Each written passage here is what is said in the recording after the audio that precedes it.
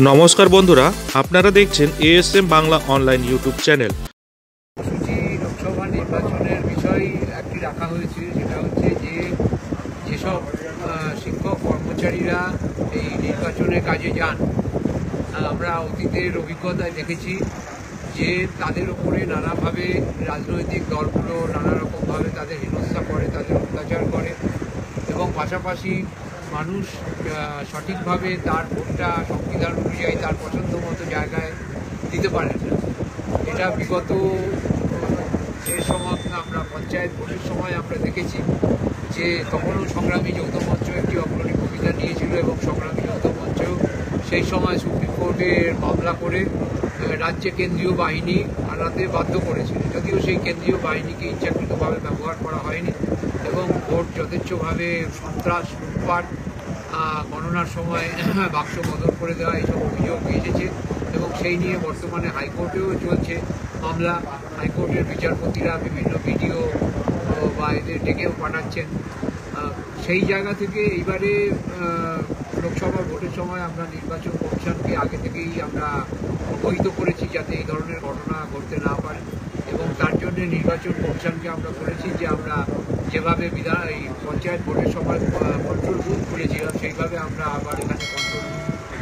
সংগ্রামী যৌথ মঞ্চ করতে চাই এবং নির্বাচন কমিশন বলেছেন যে হ্যাঁ তাদের কাজে সুবিধা হবে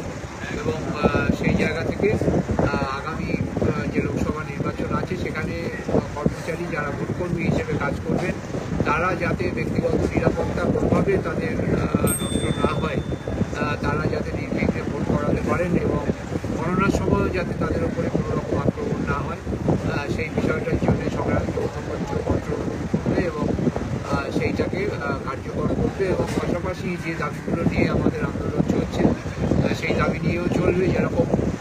সাম্প্রতিককালে আইসিডিএস কর্মচারীদের বদলির ব্যাপার নিয়ে বীরভূমে কেতুগ্রামে সেখানে বদলি করা হয়েছিল, সেই বদলির বিরুদ্ধে সংগ্রামী যৌথ মঞ্চের পক্ষ থেকে ডেপুটেশন দেওয়া হয়েছে এবং কর্তৃপক্ষ সেই বদলি কার্যকর করতে পারেনি। পাশাপাশি পিএইচই যারা কর্মচারী আছে, পাম্প অপারেটর, ভালভ অপারেটর যারা আছেন অস্থায়ী কর্মচারী, তাদের নিয়েও পিএইচই ডিপার্টমেন্টের চিফ ইঞ্জিনিয়ারের কাছে ডেপুটেশন দেওয়া হয়েছিল। চিফ ইঞ্জিনিয়ার কোনো প্রশ্নের সদুত্তর দিতে পারেননি এবং তিনি প্রায় পালিয়েই গেছেন এবং এই আগামী 4 তারিখেও আবার বারুইপুরে যে অফিস রয়েছে সেখানে জোর করে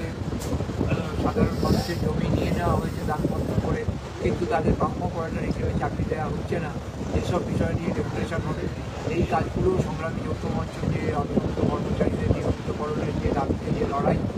সেইটাও পাশাপাশি চলছে এবং এইগুলোই আগামী আমাদের